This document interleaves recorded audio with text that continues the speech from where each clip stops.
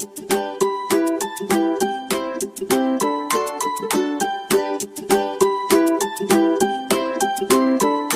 Evening friends, आप सभी का आपके अपने चैनल लास्ट पर स्वागत है। तो आज हम लोग बिहार दौरा का प्रैक्टिस सेट नंबर 56 देखेंगे। आप इन प्रश्नों को अच्छे से देखें और इसका उत्तर कमेंट बॉक्स में ज़रूर लिखिएगा। चलिए शुरू करते हैं। तो आज का हमारा पहला सवाल है, बिहार के 2020-21 बजट में कुल राशि कितना रखा गया है? बिहार के 2021 के बजट में कुल राशि कितना रखा गया है? तो यह रखा गया है 2.11 लाख करोड़। नेक्स्ट क्वेश्चन आज का, यूरोपीय कप विजेता टोनी ड्विन जिनका निधन हो गया, वह किस देश के थे? यूरोपीय कप विजेता टोनी ड्विन जिनका निधन हो गया, वह किस देश के थे? तो इसका आंसर हो जाएगा सी, यानी कि वह आयरलैंड के थे। आयरलैंड की राजधानी डबलिन है। राष्ट्रपति माइकल डी हिंगिस हैं। प्रधानमंत्री माइकल मार्टिन हैं। नेक्स्ट क्वेश्चन देखते हैं आज का, FSSAI द्वारा जारी खाद्य सुरक्षा सूचकांक 2020 में बड़े राज्यों में शीर्ष पर कौन सा राज्य रहा है? FSSAI द्वारा जारी खाद्य सुरक्षा सूचकांक 2020 में बड़े राज्यों में शीर्ष स्थान पर कौन रहा है? तो इसका आंसर हो जाएगा सी, यानी कि गुजरात। FSSAI द्वारा जारी खाद्य सुरक्षा सूचकांक 2020 के बड़े राज्यों में शीर्ष स्थान पर गुजरात राज्य है। 7 जून 2020 को विश्व खाद्य सुरक्षा दिवस के अवसर FSSAI द्वारा यह सूचकांक जारी किया गया है, 7 जून 2020 को। नेक्स्ट क्वेश्चन आज का, एशिया का सबसे बड़ा सौर ऊर्जा plant Rewa ultra mega solar संयंत्र किस राज्य में स्थापित किया गया है? एशिया का सबसे बड़ा सौर ऊर्जा plant Rewa ultra mega solar संयंत्र किस राज्य में स्थापित किया गया है? तो इसका आंसर हो जाएगा बी, यानी कि मध्य प्रदेश में।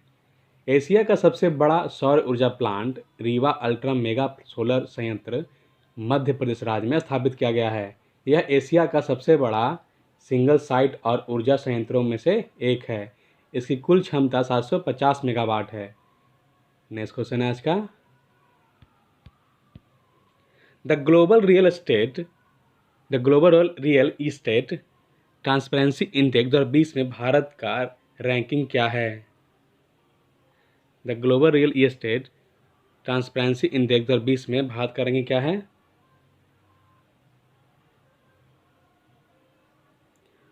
तो इसका आंसर हो जाएगा डी, यानी कि 34 the global real estate transparency index 2020 में भारत की रैंकिंग 34 है। नेक्स्ट क्वेश्चन आज का, जेजी मैडलिन स्विगल किस देश की नौसेना में पहली अश्वेत महिला पायलट बनी है?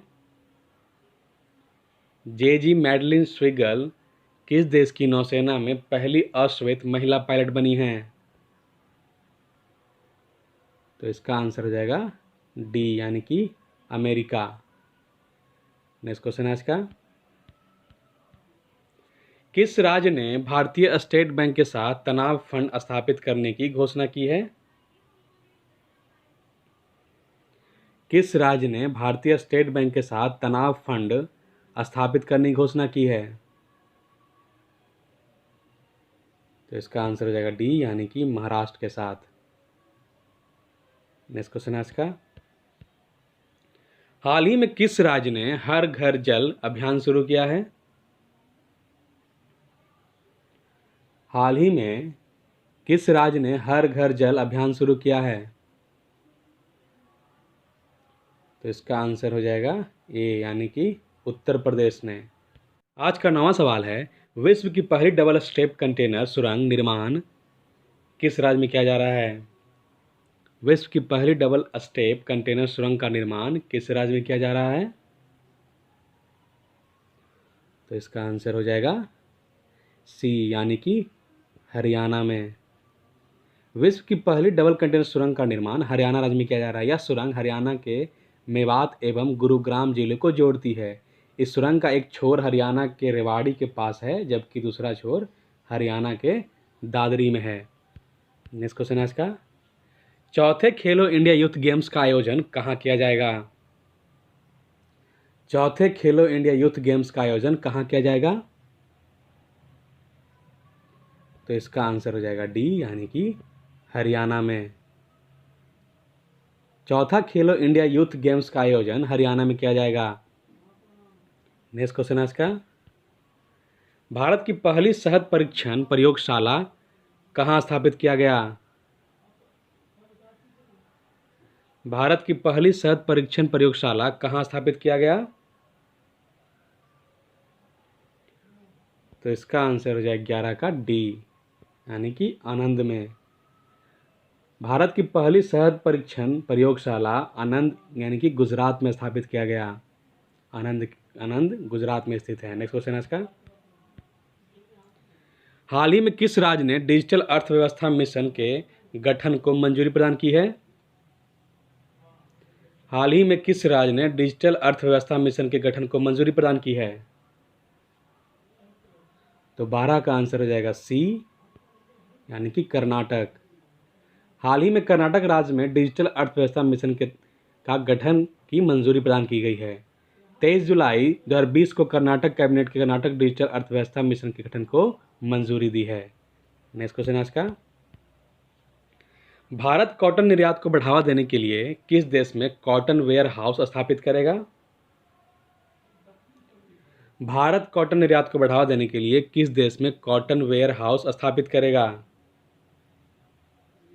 तो 13 का आंसर हो जाएगा ए, यानी कि वियतनाम।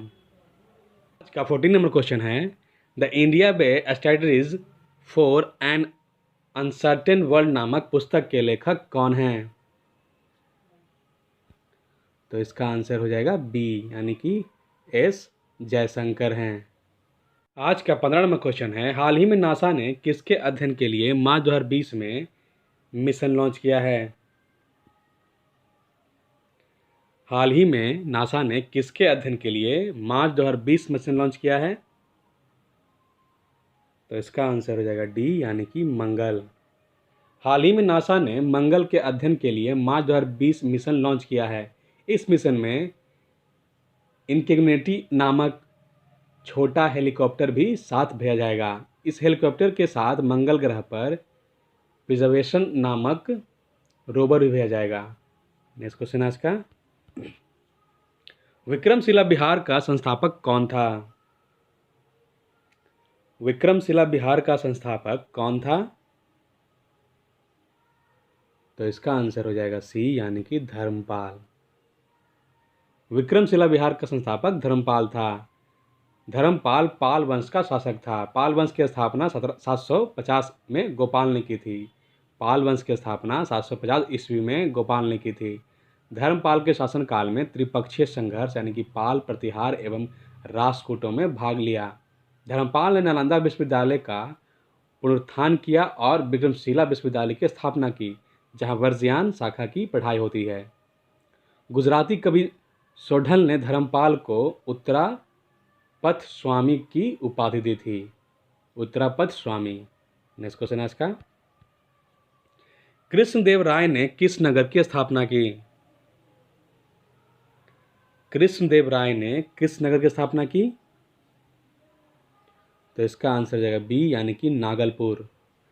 कृष्णदेव राय ने नागलपुर नगर की स्थापना की थी। कृष्णदेव राय यह तुलु वंश का सबसे महान शासक था। आज का 18वां क्वेश्चन है, जहांगीर ने मुख्यतः निम्नलिखित में से किस कला को संरक्षण दिया था? जहांगीर ने मुख्यतः निम्नलिखित में से किस कला को संरक्षण दिया था? तो इसका आंसर हो जाएगा ए, यानी कि चित्रकला को। जहांगीर ने मुख्यतः चित्रकला को संरक्षण दिया था। जहांगीर इनका शासनकाल 1605 से 1627 ईस्वी तक था। 1605 से 1627। ये अकबर के पुत्र थे। इनका वास्तविक नाम सलीम था। मुगल काल में चित्रकला का चरमोत्कर्ष जहांगीर के शासनकाल में आया। जहांगीर के दरबार में उस्ताद मंसूर नादिर उल उस्त जिनका नाम था तथा अब्दुल हसन नादिर उल जामा महत्वपूर्ण चित्रकार थे। जहांगीर ने हेरात के चित्रकार आगा रजा के नेतृत्व में आगरा में एक चित्रशाला की स्थापना की थी। नेक्स्ट क्वेश्चन आज का, गुलाम का गुलाम किसे कहा जाता है? एडिशनल क्वेश्चन आज का, गुलाम का गुलाम किसे कहा जाता है? तो यह कहा जाता है इल्तुतमिश को। गुलाम का गुलाम इल्तुतमिश को कहा जाता है। इल्तुतमिश बदायूं के सूबेदार यानी कि राज्यपाल रह चुके थे। इल्तुतमिश खोखरों के विद्रोह के दबाने में महत्वपूर्ण भूमिका निभाए थे। इल्तुतमिश को गुलाम वंश का वास्तविक संस्थापक माना जाता है। दिल्ली सल्तनत में प्रशासनिक व्यवस्था इक्ता प्रथा इल्तुतमिश ने प्रारंभ की थी। यह शमशी वंश का एवं इलवरी तुर्क था। इल्तुतमिश ने दिल्ली को अपनी राजधानी बनाई और अपने नाम के सिक्के चलवाए। इल्तुतमिश ने तुर्काने ए चहलगानी संगठन की भी स्थापना की थी। नेक्स्ट क्वेश्चन आज का, देवबंद आंदोलन यूपी में किस वर्ष प्रारंभ हुआ था? यानी कि उत्तर प्रदेश में किस वर्ष प्रारंभ हुआ था?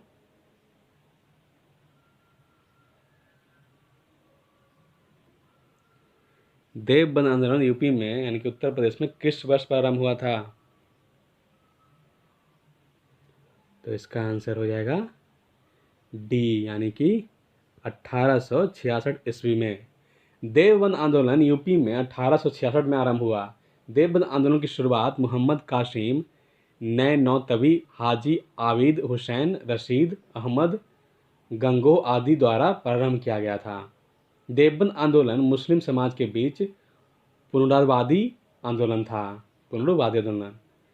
सर सैयद अहमद खां प्रथम आधुनिक भारत के मुस्लिम सुधारक थे, यानी कि मुस्लिम समाज का अग्रदूत था।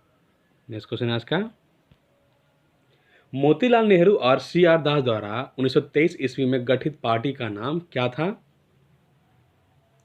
मोतीलाल नेहरू और सी.आर. दास द्वारा 1923 ईस्वी में गठित पार्टी का नाम क्या था?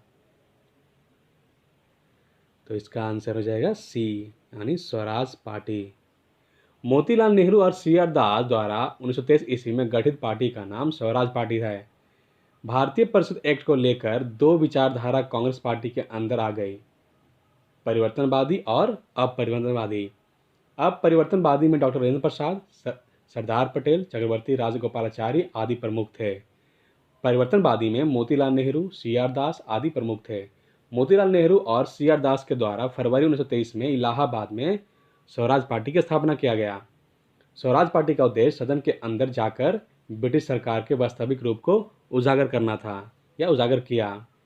स्वराज पार्टी की एक महत्वपूर्ण सफलता 1925 ईस्वी में स्वराज पार्टी की एक महत्वपूर्ण सफलता 1925 ईस्वी में विट्ठल भाई पटेल को केंद्रीय विधायिका मंडल में स्पीकर बनाना था। स्वराज पार्टी के अध्यक्ष मोतीलाल नेहरू थे। महासचिव जो थे वह सी.आर. दास थे। इस पार्टी ने अपने को कांग्रेस के अभिन्न हिस्से के रूप में प्रचारित किया। नेक्स्ट क्वेश्चन देखते हैं आज का, लॉर्ड डलहौजी की विलय नीति का प्रथम शिकार निम्नलिखित में से कौन हुआ था? लॉर्ड डलहौजी की विलय नीति का प्रथम शिकार इनमें से कौन हुए था? तो इसका आंसर हो जाएगा बी, यानी कि सतारा। सतारा नहीं, सतारा। लॉर्ड डलहौजी की विलय नीति का प्रथम शिकार सतारा हुआ था। सतारा हुआ था। नेक्स्ट क्वेश्चन आज का, द रूट्स ऑफ इंडिया के लेखक थे। इनमें से कौन द रूट्स ऑफ इंडिया के लेखक थे? तो इसका आंसर हो जाएगा सी, यानी W.A. Fair service. आज का 24 नंबर क्वेश्चन है, भारतवर्ष के लिए इंडिया शब्द का प्रयोग सर्वप्रथम किसने किया था?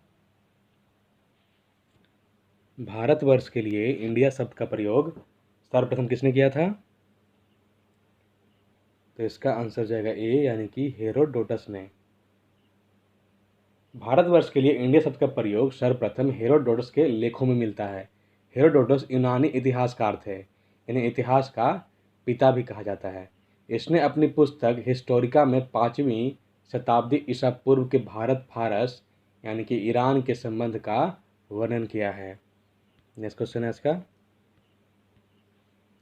बुद्ध की समकालीन निम्नलिखित में से किस महिला को सर्वसम्मति से स्त्री रत्न घोषित किया गया था?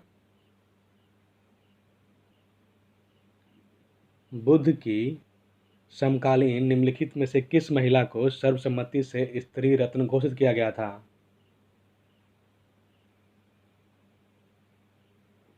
तो इसका आंसर हो जाएगा ए यानी कि आम्रपाली। बुद्ध की समकालीन आम्रपाली को सर्वसम्मति से स्त्री रत्न घोषित किया गया था। आम्रपाली लिच्छवी गणराज्य की नृत्यांगना थी। आम्रपाली को महात्मा बुद्ध ने बौद्ध धर्म प्रवेश दिलाया है। आम्रपाली नाम से भारत में एक आम की उत्तम किस्म भी है। आम्रपाली नाम से भारत में एक आम की उत्तम किस्म भी है। नेक्स्ट क्वेश्चन है इसका, निम्नलिखित में से किसने भारत में लोक निर्माण विभाग की स्थापना की थी? निम्नलिखित में से किसने भारत में लोक निर्माण विभाग की स्थापना की थी? तो इसका आंसर हो जाएगा बी यानी कि लॉर्ड डलहौजी ने। लॉर्ड डलहौजी ने भारत में लोक निर्माण विभाग की स्थापना की थी। लॉर्ड डलहौजी ने लोक निर्माण विभाग की स्थापना 1854 ईस्वी में किया था। आज का 27वां क्वेश्चन है, निम्नलिखित घटनाओं पर विचार कीजिए। पहला है गांधी इर्विन समझौता, सांप्रदायिक पंचाट, द्वितीय गोलमेज सम्मेलन, नेहरू रिपोर्ट। इसको आपको क्रमानुसार व्यवस्थित करना है। गांधी इर्विन समझौता, सांप्रदायिक पंचाट, द्वितीय गोलमेज सम्मेलन, नेहरू रिपोर्ट।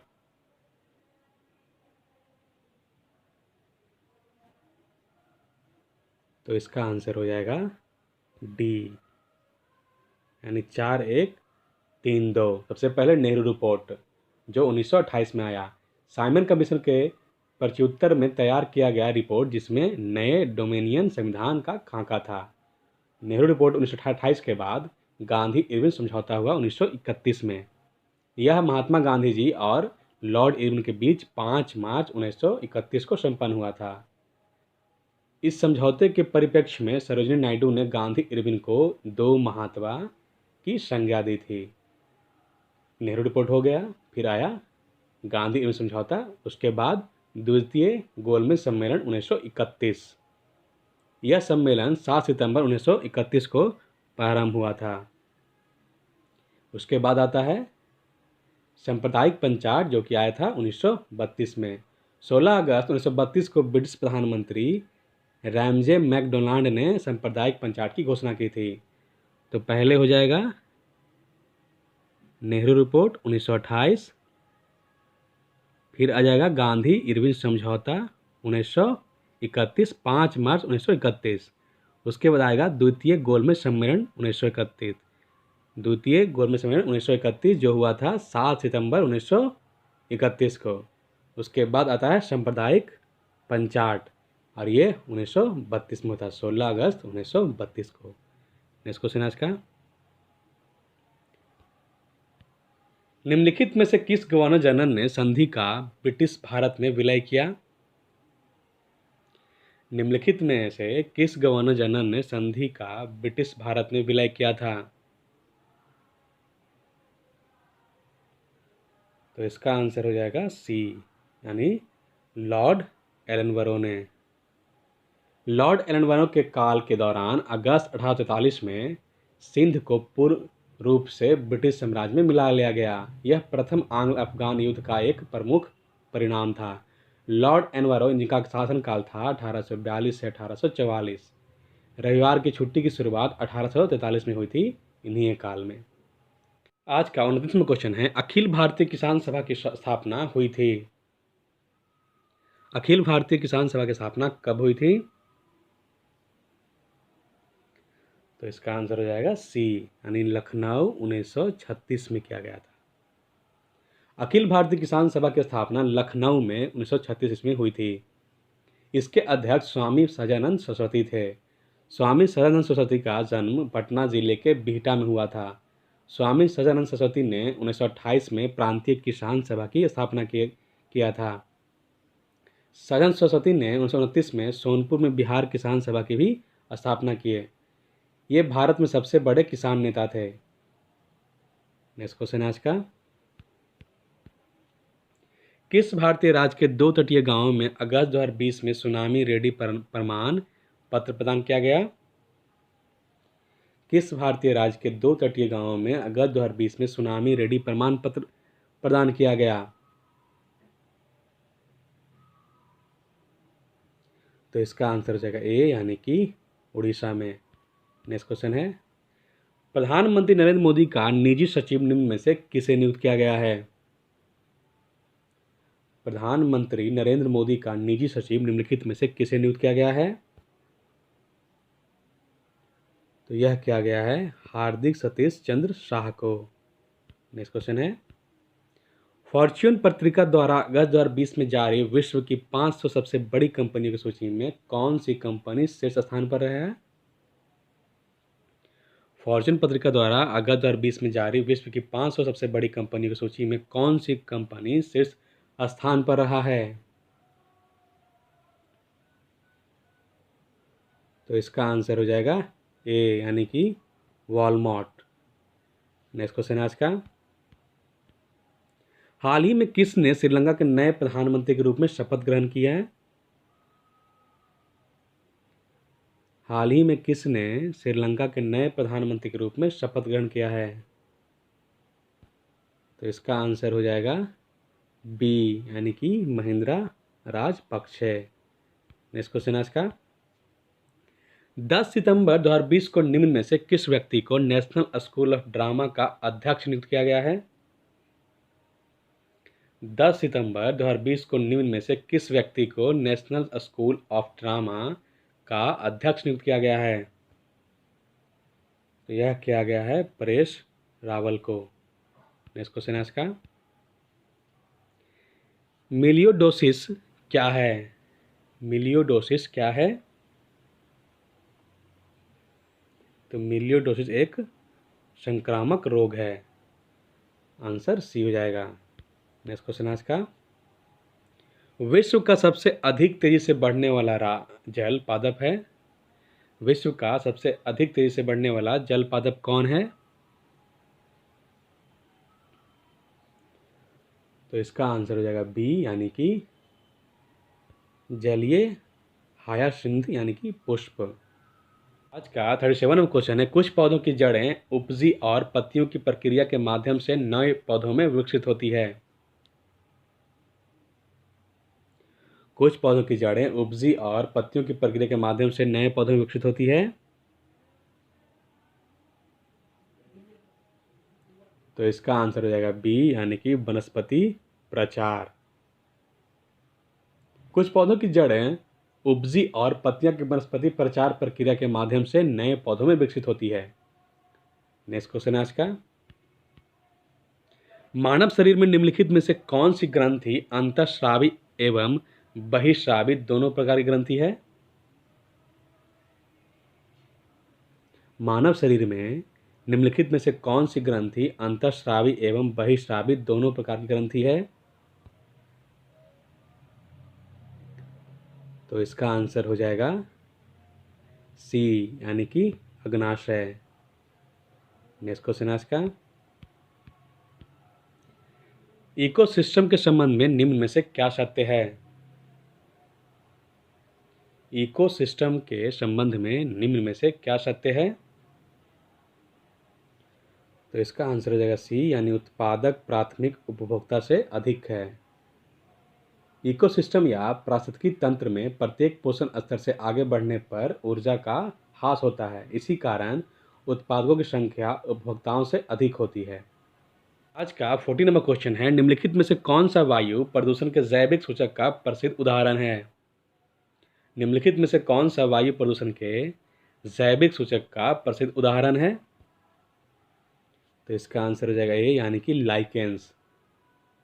वायु प्रदूषण के जैविक सूचक का प्रसिद्ध उदाहरण लाइकेंस है। वायु प्रदूषण का सबसे अधिक प्रभाव लाइकेन पर पड़ता है, क्योंकि ये वायु प्रदूषण के प्रति संवेदी होते हैं। तो इसी प्रश्न के साथ आज का यानी कि बिहार द्वारा का प्रैक्टिस सेट नंबर 56 समाप्त होता है। अगर ये क्वेश्चंस आपको अच्छे लगे हैं, वीडियो अच्छा लगा हो, चैनल को सब्सक्राइब करें, वीडियो को लाइक करें, वीडियो को शेयर भी करें ताकि और लोग भी चैनल से जुड़ सकें। थोड़ी मेरी तबीयत ख़राब है जिसकी वजह से मैं क्वेश्चंस को एक्सप्लेन बढ़िया से नहीं कर पा रहा, तो थोड़ा सा इस चीज़ को मैनेज करें। बाकी क्वेश्चंस जो हैं वो वीडियो जो है मतलब सेट प्रैक्टिस जो है वो आता रहेगा। तब तक आप लोग अच्छे से तैयारी करें। हम लोग कल फिर मिलेंगे नए प्रश्नों के साथ। थैंक यू, धन्यवाद। वीडियो को शेयर ज़रूर करें। Thank you.